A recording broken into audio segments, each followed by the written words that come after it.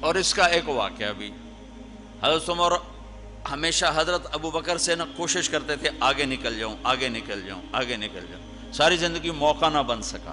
تبوک کا موقع آیا تو اللہ کے نبی نے کہا مال خرچ کرو۔ عثمان رضی اللہ تعالیٰ نے 10,000 لشکر کا سارا سامان تیار کیا، ان کی سواریاں، ان کا راشن کے لیے تھیلوں کو بند کرنے کے لیے دھاگے تک اپنے گھر سے دیے، اور 300 دینار اوپر دیے۔ تو اللہ کے نبی کی جھولی میں وہ 300 دینار پڑے تھے یوں، اور آپ ان دیناروں کو اٹھا کے یوں فرما رہے تھے ما علی عثمان اللہ یعمل بعدا، عثمان آج کے بعد کچھ بھی نہ کرے تو جنت واجب ہوگی۔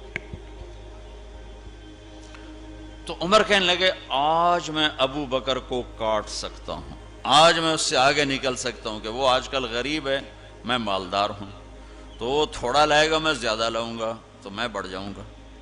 لہٰذا انہوں نے اپنے مال کا آدھا حصہ، آدھا گھر میں رکھا اور آدھا لے کر آئے۔ ابو بکر نے جھاڑو پھیر دیا، جو کچھ تھا وہ سارا سمیٹ کے لے آئے۔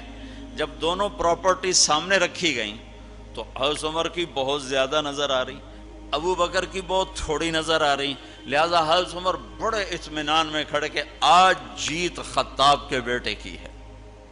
میں قربان جاؤں، اللہ رسول تو جانتے ہیں کہ کون کیا کر کے آیا ہے، تو میرے نبی نے سوال ہی بدل دیا جو اس موقع کا سوال ہی نہیں۔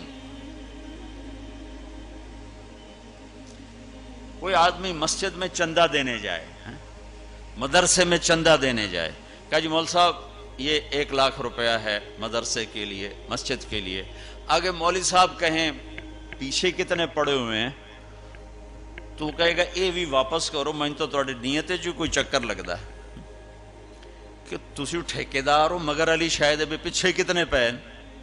یہ موقع کا سوال ہے ہی نہیں۔ مولوی صاحب کو چاہیے جی جزاک اللہ، یہ لیجئے رسید، بسم اللہ، پھر بھی موقع آئے تو دیتے رہیں۔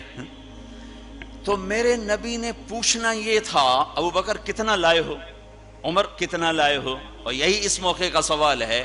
لیکن اللہ رسول جانتے ہیں کہ کس کے مال میں وزن زیادہ ہے، تو میرے نبی نے سوال بدل دیا، فرمایا عمر ما خلفت، واہ واہ، عمر پیچھے کیا چھوڑ کے آئے ہو؟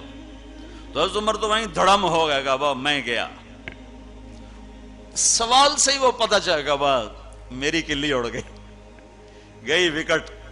عمر ما خلفت یا ما ترکت لأہلک، یہ دونوں الفاظ ہیں، پیچھے گھر والوں کے لیے کیا چھوڑا؟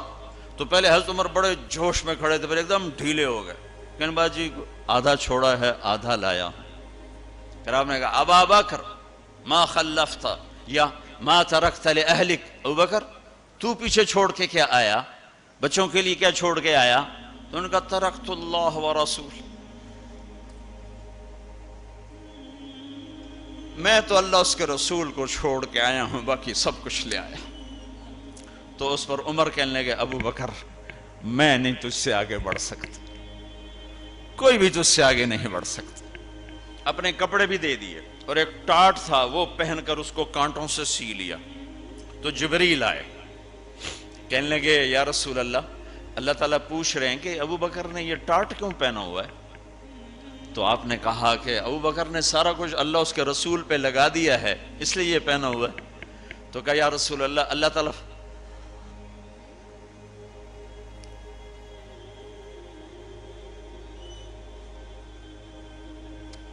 تعالیٰ فرما رہے ہیں ابو بکر سے پوچھو مجھ سے راضی تو ہے، مجھ سے راضی تو ہے، اس فقر میں مجھ سے راضی ہے؟ میں تو اتنا سفر کر کے آیا ہوں، حالانکہ ابھی 4 دن پہلے میں 12 ملکوں کا 10 ملکوں کا سفر کر کے ہوں، ساری ہڈیوں میں درد ہے، میں اس لیے آیا ہوں کہ چلو کوئی بخشش کا بہانہ مل جائے، کوئی بخشش کا بہانہ مل جائے، اللہ راضی ہو جائے۔ آپ سارے اس لیے حج پہ جا رہے ہو کہ اللہ راضی ہو جائے۔ جو سارے جہان سے کہتا ہے مجھے راضی کر، وہ کہہ رہا ہے ابو بکر سے پوچھو مجھ سے راضی تو ہے۔ تو آپ نے کہا ابو بکر تیرا رب تجھے سلام بھی کہہ رہا ہے اور پوچھ رہا ہے کہ راضی ہو؟ تو ابو بکر کی چیخیں نکلی، میں اپنے رب سے راضی، میں اپنے رب سے راضی، میں اپنے رب سے راضی۔ میرے بھائیو بہنوں، زندگی ایسے گزار کے مرو کہ اللہ کو ملو تو اللہ خوش ہو کے مل رہا، ایسے نہ مرو کہ اللہ کی بارگاہ میں پیش کیے جا رہے ہوں مجرم بن کر، قیدی بن کر۔